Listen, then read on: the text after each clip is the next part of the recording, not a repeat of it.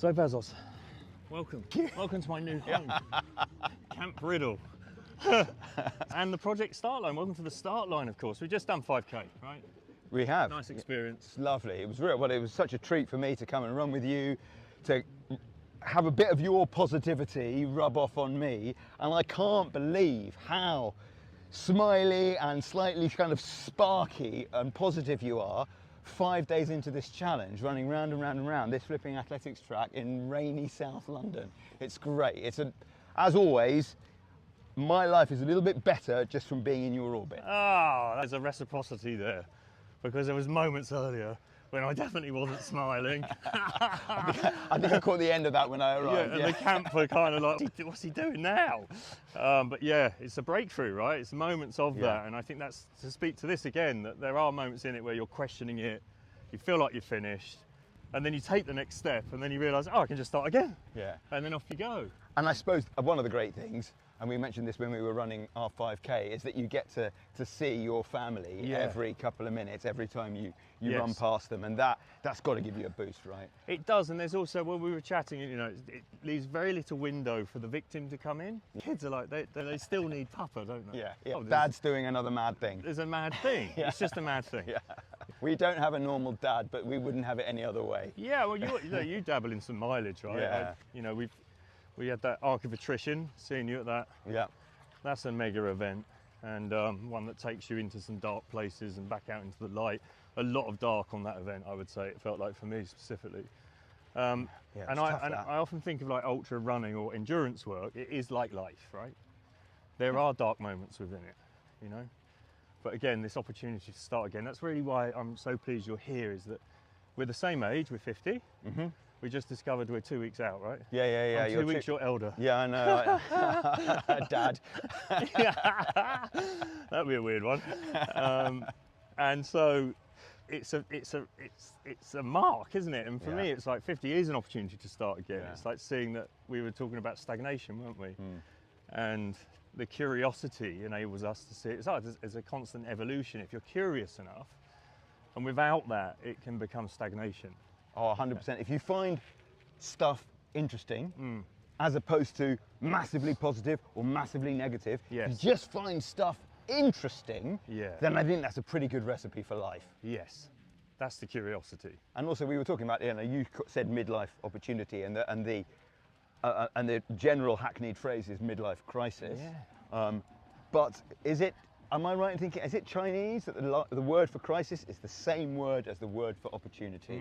And there you go. That's exactly speaking to what you were just saying. Yeah, that's beautiful. There we go.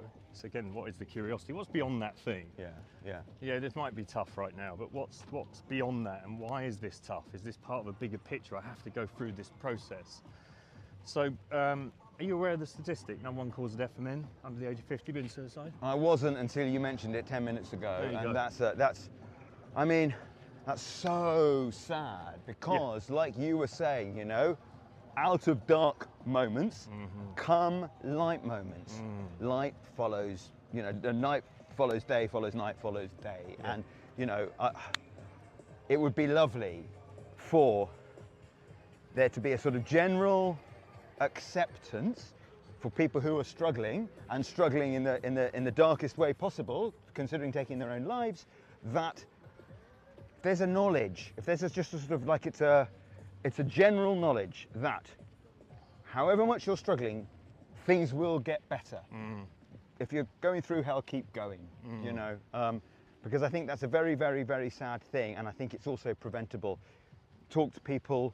There are, organisations I used to work for, the Samaritans, which is like organisation number one to help people who are going through very dark times.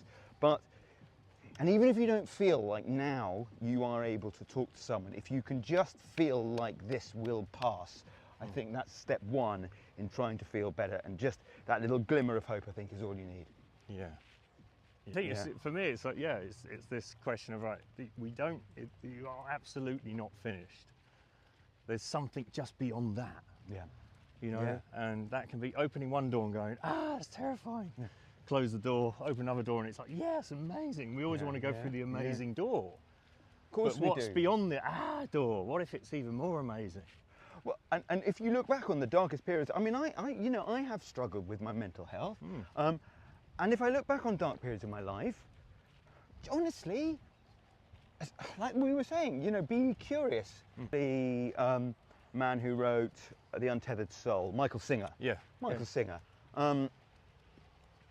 You know, when you put bad stuff in, bad stuff will have to come out, but if you can relax and release it, and even though it's not particularly pleasant as it comes out, it does actually come out. And you create the space. And then what's left is the space, and what's left is you, because underneath everything, underneath all the life, the childhood trauma, the BMW driver that cuts you up, the ankles that feel like they're going to drop off. What, cankles? Yeah. Stumps. The 1,529th lap of this flipping track. Underneath all of that, we're all the same, and we're all love. Yeah. Beautiful. Beautiful. Thanks, brother. Thank you, Tony. Thanks for coming to the track. It's been an absolute honour. It's been an honour for me. Sweaty. Thanks, dude.